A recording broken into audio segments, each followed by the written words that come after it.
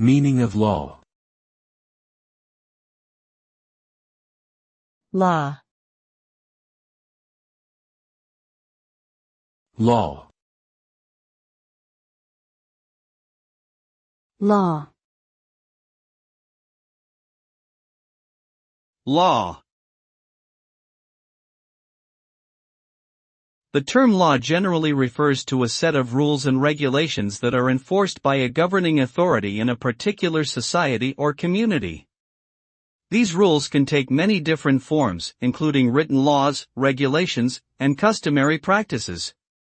The purpose of law is often to provide a framework for maintaining order, resolving disputes, and protecting individual rights and freedoms. Different societies may have different legal systems and traditions, and the interpretation and application of law can also vary depending on the context and the specific circumstances involved.